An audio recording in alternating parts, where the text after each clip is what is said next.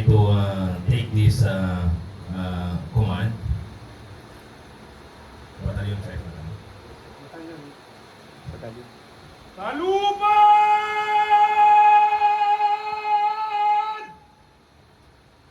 Da! Upo! Da!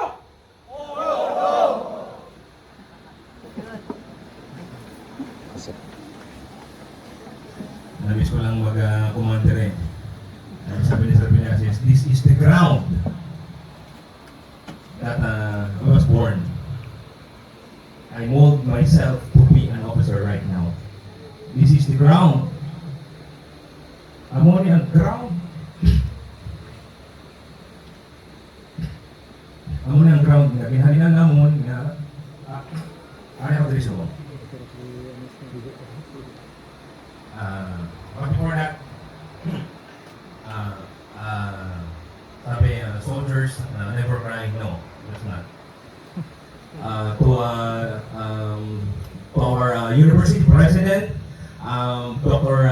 Lilian Diana Pareño, ma'am, ever supportive and very unwavering support sa aton nga ROTC. Palakpakan naton si ma'am. Kaya siyempre ang ating NSTP director, walang iba kundi si Dr. Yang Boss. Kaya siyempre ang inyong mapisan na supportive, kaya ang ating warrior dire, no? Ang inyo, ang aton na commandant, walang iba kundi si Lieutenant Colonel Jose A. Villasis, Philippine Army Reserve. At hindi siyempre ang support ng ating Community Defense Center ng 606 CDC, walang iba kundi si Major Sir Mayo, sir. At siyempre yung mga training staff na nandito. At alam niyo ba yung I'm so very grateful na kamo ang nakakuha or kita ang nakakuha sa second placer sa Raate 2026. Pakpakan natin ang ating coordinator. So, congratulations to all of you. This is our first time na makuha sa GSU ang among sining achievement. Gani. Sa panalina, that is all without the hindi natin makuha na without the support of the administration, subong administration. Yes. Kaya sa amon sa una, not to mention their name, but medyo alanganin, no? Gani, you're so very blessed na may ara ka muna Dr. Pareño, Dr. Yang Duas, and Dr. Villasis, and Sir Mayo nga ari diri nagahugpong collective efforts nga makuha naton ang ina awards. Gani challenge sa next year or this year ay dapat place first place na kita or champion. All right. So, but before, to continue my message to you.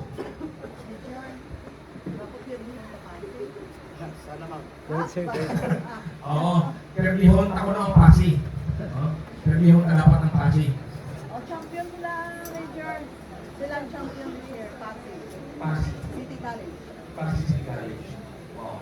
So, ang Pasig City College ang champion sa buong next year, ang Guevara State University ng champion.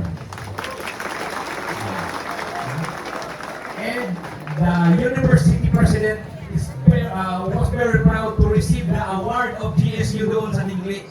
Wow, kapalapakan natin ang ating presidente. No?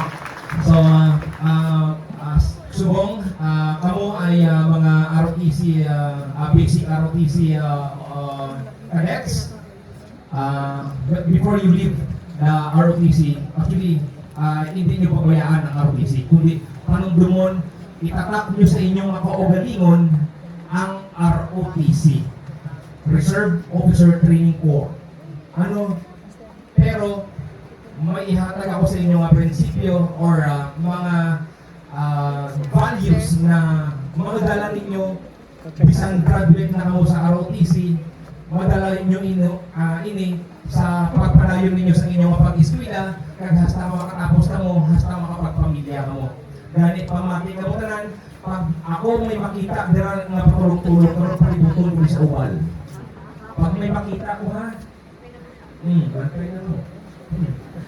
Akin aside, ROTC for me is R is for resilient and respect. Okay? Mga kapatid, ako, nakita niyo naman sa social media, ako, I'm totally blind. I lost my sight during our combat operation against the BIFF. At hindi pa doon natapos ang aking pagsubok na na-discharge supposedly ako, pero hindi pinahintulutan ng Panginoon yun, kundi sinuspended yung CDD ko at na-rewardan or na-promote pa ako ito a major. No? So, kasi maging resilient ka lang, bisan ano ang matabo sa iyong mga kabuhi. Kadets. May natutulog eh. Kadets! Yun. Kayo, respetuhin niyo yung mga magulang ninyo. Respetuhin niyo ang inyong mga officers dito. Respetuhin niyo who is the authority. Sino yung authority sa tahanan ninyo? Who is the authority in the home? Si nanay, si tatay? O si nanay ko, no? Isaw po si nanay niyo kay tatay niyo, ha? Sometimes. But, biblically speaking, the authority in the home is the father. Ha? So, kung wala tatay, si nanay, na authority, kaya araman may mga broken family, so hindi malikawan. But, kung sino yung authority sa balay, follow the authority. Kaya nga, kamo ang mga kabataan, pinakaadaw na magawa sa kalsada. Kamo ang mga kabataan nga you are the next generation of this country. So, paano kung hindi niyo pagrespetuhon ng atong mga opisyales sa atong gobyerno? Kita niyo man ang atong pungsod-subong without respect ay gagagina mo. So, from your generation, umpisahan niyo na respetuhon ninyo ang mga authority. So, sila hindi na maaral na kundi they are appointed by God na italaga sila dyan para mamuno sa atin. Kaya respect the authority. That is biblical. Okay? Kaya, but if you before you respect others, respect first yourself. Okay? Respetuhin nyo. Kasi, i-honor nyo yung mga magulang ninyo. Yun yung sabi sa Biblia, honor thy father and thy mother, which is the first commandment with promise. May mga ginikahan na din sa buong nagpamaki sa inyo. No? Bisan kung sugoon ka mo, wait. So, doon mga peace ka mo, wait.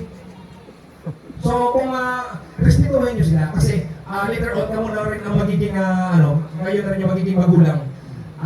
Respetuhin din kayo ng mga anak niyo balang araw. So, respect and resilience. So, be steadfast. Di na switch ko na yan last Wednesday sa Recognition Day.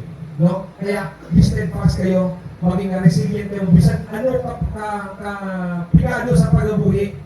No? Ako, before ko yung magkatos eskwelahan diri sa ulan, nagapang-hudhud pa kuya, nagapang-uling pa kuya, nagalibot pa ako sa pasayan para may balungon. No? Kung isa wala sa inuglibod, ginautang na muna sa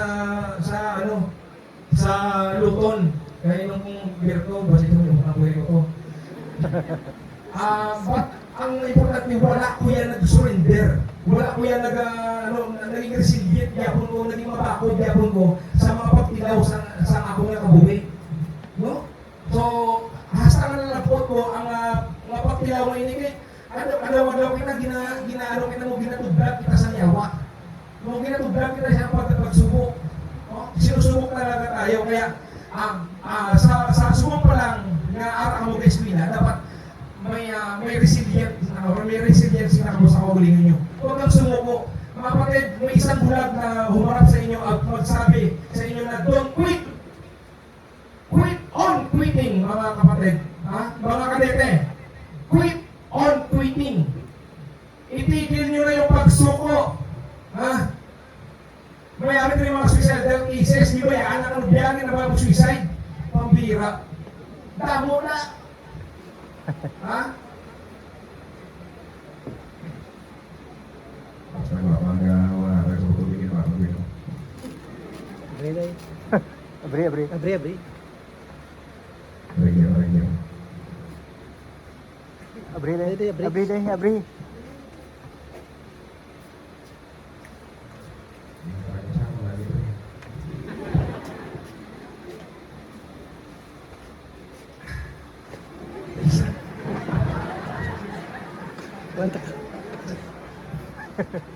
Gikuha sang ginalaw sa Ginoo madula ang akong sense of sight. Ginatagan niya man ako sense of humor. Di ba? Lima pa rin yung sense of mga senses ko. Okay? But let us proceed to obedience or letter of obedience and overcome. Mga kapatid, overcome. Mag-pray ka mo na tuog na mag-pray ka mo hindi nga ilikaw ka mo sa mga tentasyon, kundi i-overcome ninyo ang tentasyon. Kasi pagka nandiyan sa harap nyo yung tentasyon, pagka hindi ka na makaiwas, nandiyan sa harap mo, isusumbaban mo na lang. Pero yung prayer mo na overcome, i-overcome mo talaga yan. Overcome mo. Kasi nandito kasi kayo sa ROTC. No? Tapos na yung training ninyo. So, in-overcome ninyo, may mga challenges ka mo, may mga tentasyon sa palibot ninyo, pero wala nyo grab kasi may training ka mo, may araw mo integrity sa inyo kaulingon. Ganit, pray to overcome your fear, to overcome your the temptation around you. Okay? So, and obedient. Obedience, obey your parents in the Lord for this is right. Sabi ng Bible. Ephesians 6:1 yan. The duty of children. Ang duty natin ng mga kabataan ang tumanon o i-obey ang aton ng mga ginikanan. So, the ginikanan is the symbol of the authority. So, balik pa rin po kita sa pagrespeto sa ating authority. So, respetuhin natin ang authority or i-obey natin ang authority. Be obedient. No? Have an obedient heart. And letter T, have a teachable heart and teamwork. No? Kamu diri sa ROTC, hindi kamuya ka marcha dira nga mag-isa. Huh? Maliban ko may punishment ka. So, you move by group. So, you move by team. Okay? So, nagpa-platon drill kayo, nagkakapani drill kayo, you move as team. Kung may pabagal-bagal dyan o mayroong palawsi-lawsi dyan, it will affect the whole organization, the whole team. Kaya teamwork dapat samtang nag-eskwela ka musubong, have a teamwork with your parents. Mga kabataan, have a teamwork with your parents. Buligan nyo sila sang ilang yung hanap buhay ninyo. Kung ang mga ginikanan ninyo nagpaglabad na sa kapitulan, buligi. Kung nagpapangulit na buligi. Ang unang kabuhi nga challenge sa inyo sa Ginoo eh. So, face the reality. Hindi ka mo mga ginikanan man, no? Mga ginikanan na rin resbong. Hindi na ito pagbibihon ng mga kabataan ninyo. Kaya mga kabataan, huwag kayong pabibi. Ha? Huwag kayong pabibi. Kaya pagka gamay lang hindi. Ang iba yung mga ginikanan, no? Wala akong madaling sabihin na ikaw ang ginikanan natin. Wala akong madaling makita ang ginikanan. Pero, karamihan sa mga magulang ay minsan, grabe yung inaalagaan yung mga anak. Ayaw maputikan, ayaw mainitan, ayaw mahirapan. So, ano na lang yung gagawin niya balang araw? Uupo sa butang. So, dapat ka mo, mga kabataan, buligan ninyo, have a teamwork with your parents. No? Dwell with them. No, para pinakadlaw, ang muna inyo maging testimony. Katulad ko naging testimony ko, upod kami ni nanay, yan nagalibot sa una sa pasayan. Kumpetensyahan na pala kami. Sabi ko, nay, ako na na. Kumpetensyahan na kami. But, the thing is, have a teamwork. No? Have a teamwork. Kung wala kayo balon niya, pag itapagi, hindi ko sila kayo ako babalon, hindi ko magsulot sa kayo kuya pangahawal ako. Ang mga nagligad niya, piliti. Wala kami piliti, wala kami, gabalon na kami kanon. Diri na kami kapag itasdan. Utang, basta isang ano lang, si Sir Roxinia diri ang akong diri dating instructor. Pang-building kami dira sa machine shop para lang makakuha sa outside job para may mabalot kami ni JP. Basta nga nakatapos kami, basta ako nag-promote nakatapos ko diri. Because the teamwork, no, sa atong nga mga and a teachable heart, dapat humble your heart before God. Humble your heart na hindi tungod kay alam ka, hindi ka na naka-college ka lang, hindi ka na matuluan, ginatuluan mo pang imong ginikanan, ginatuluan mo pang imong maestra. So, have a teachable heart, have a humility. Ha? Baka dapat maging absorber kita, maging absorbent kita. No? Empty yourself, empty your heart. Pagdating nyo dito, empty your heart para may ara ng mga knowledge na i-tudok sa inyo teacher, makuha nyo sa dayon. Okay? So, have a teachable heart and teamwork sa inyong mga ginikanan. And letter C, have a courage. Sabi sa Bible, sabi ni Joshua 1:9, sabi doon na, be strong and have of a good courage. Be not afraid, neither be thou dismayed, for the Lord thy God is with thee, whithersoever thou goest. So, ang Ginoo yaara sa aton permi. Ako lang isa yan nag-travel halin sa Manila. O, naglupad ko, ako lang isa. O, first class niya, ako niya kalana mo. Yeah. Ang ako niya yung, upod ko yung Ginoo yan. So, wala ko yung mahadlok. No? Wala ko yung mahadlok. The Lord is the strength of my life. Whom shall I fear? The Lord is my salvation in my life. Of whom shall I afraid? And, sabi sa Biblia, I can do all things through Christ who strengtheneth me. Kaya ko na ito sa pamumugian ng pamamalang. Hindi ka mo maghahambal nga kahit tungod nga alam ka nakatapos ka, nag-graduate, tungod alam ka nag-cum laude siya, nag-cum laude siya. Only by the grace of God, nakuha mo na, kaya ginaragan ka sa Ginoo sa kaalam. Gani, bring back the honor and glory sa Panginoon. Kaya, kamo, mga kabataan, have a courage and have a courage sa inyong ako galingon and dapat kamo mga kabataan, hindi ka mo maghahandok mag-ubra sa tama. Gawin nyo ang tama. No, gawin nyo ang tama. Alam nyo, maliwag nyo ng ganito mga kapatid. Sabi sa Biblia, faithful are the wounds of a friend, but kisses of an enemy is deceitful. Ulitin ko. Proverbs yun. Faithful are the wounds of a friend, and kisses of an enemy are deceitful. Ibig sabihin, may ara kita nga mga abyan, nga tutuod nga abyan, nga faithful, masakitan ka gidya sang tutuod, nga faithful nga friend. Faithful are the wounds. Ibig sabihin, wounds ay masakit na, pinas na wound. So, ibig sabihin, masusulatan ka talaga pagka sasabihin ka ng kaibigan mo. Kaya, piliin mo yung kaibigan mo na tinuturuan ka, hindi ka kinukonsinte, kundi tinuturuan ka. No? Kasi yung pinapansin ka, pinumuna ka sa mali mo, ibig sabihin, may concern yung kaibigan na yan sa'yo. Faithful yan ang kaibigan na yan. Pero, kisses of an enemy is deceitful. Ibig sabihin, ang kaibigan na yan, ay dinideceive ka lang, ibig sabihin, nililid ka lang, yung kisses na yun, ibig sabihin, parang pinakonfort yan nakatabrada, hindi naman sunod sa aton nga math subject ay laway mo na siya o nandito naman pinagagay ka ko yan abi mo pinakonfort niya pinagalitan naman ni ma'am punta tayo doon, huwag na tayo pumasok. So, deceitful pala, ibig sabihin, niloloko ka lang doon. So, ingatan ninyo mga kaibigan ninyo na sinasamahan ninyo, mga batid. Ako ay nagkaganito na, kapatid, only by the grace of God, na kaya ko kasi ang courage sa sarili ko ay nandun talaga, only by the grace of God, ay pinapatibay niya yung loob ko. Kaya kayo lahat dito, have a courage to do what is right. No? Have an integrity yourself. Magkaroon ka ng standard sa sarili mo.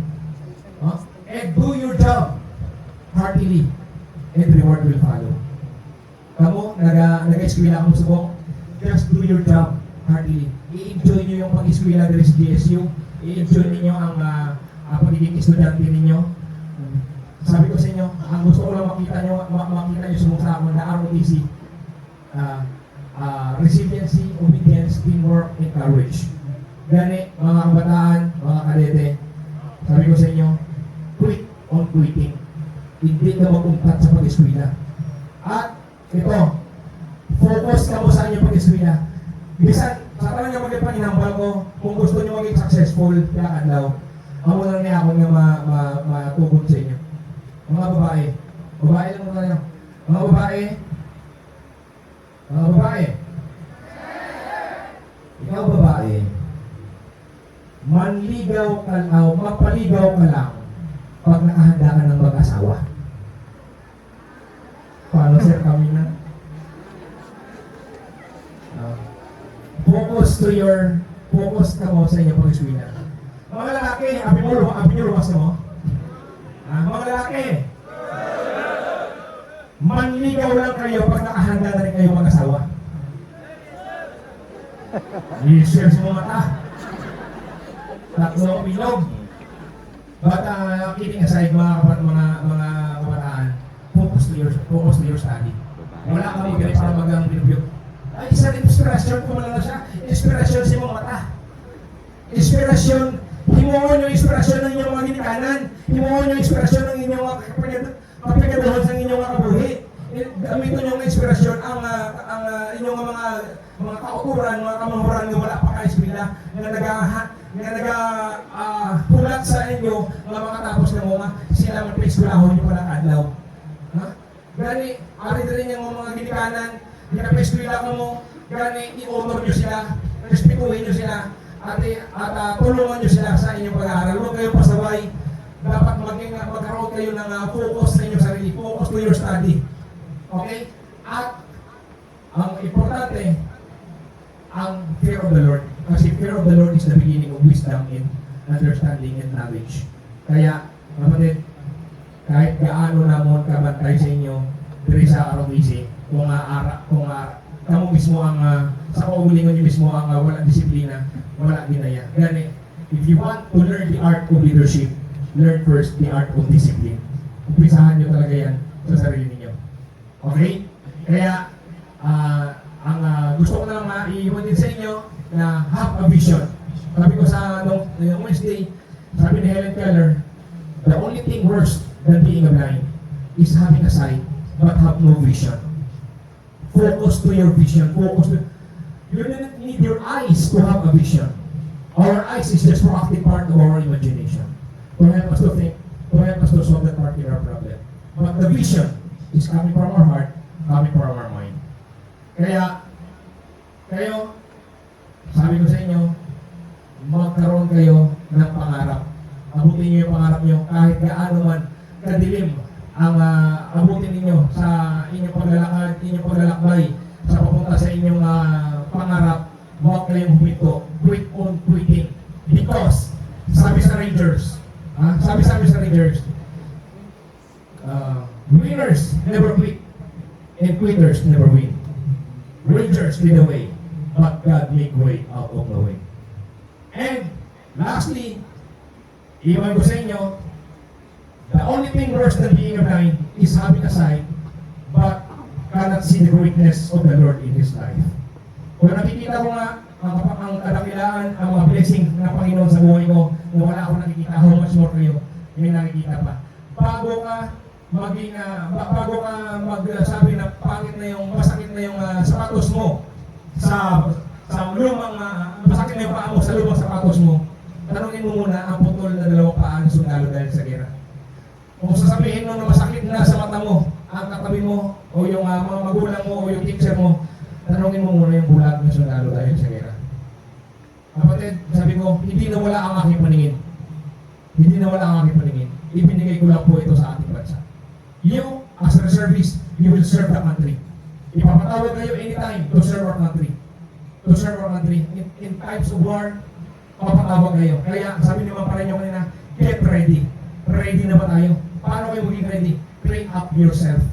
Huwag kayong huminto sa pag-train ng sarili niyo. Develop yourself.